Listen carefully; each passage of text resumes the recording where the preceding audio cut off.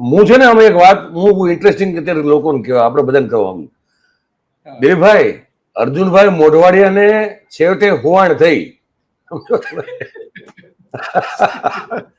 કેટલા કેટલા બચારા એમને જો એમને કોંગ્રેસમાં રહીને એટલી બધી મદદ કરી ભાજપને ન પૂછો વાત હે ને સીએલપી રહ્યા નેતા વિધાનસભામાં નેતા વિપક્ષ રહ્યા મને યાદ છે જો દિલીપભાઈ તમે મને એવું યાદ છે બરોબર પણ જો તમે હું ખોટો હોઉં તો કરેક્ટ કરજો મને અર્જુનભાઈના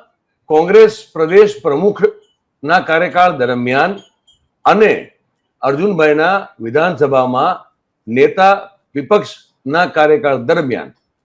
સૌથી વધારે પ્રમાણમાં કોંગ્રેસમાંથી ધારાસભ્યો અને સાંસદો વંડી ઠેકી ઠેકી અને ભાજપમાં ગયેલા છે આવું મારું ઓબ્ઝર્વેશન છે એવું મને યાદ છે તમને તમે સહમત છો આ મારા મગજમાં આ પ્રકારની શું કહેવાય યાદ છે આવી કે એમના સમય દરમિયાન મેક્સિમમ લોકો વંડી ટપીને ગયા પેલી બાજુ અથવા એમને જવા દેવામાં આવ્યા અથવા એના માટે ગ્રાઉન્ડ તૈયાર થવા દેવાયું તો અર્જુનભાઈને છેવટે હવે એમનું અત્યારે સુખદ ફળ કે કેબિનેટ મિનિસ્ટર બનવું એનું નેતા વિપક્ષ કેબિનેટ લેવલની રેન્ક છે પણ એ નહીં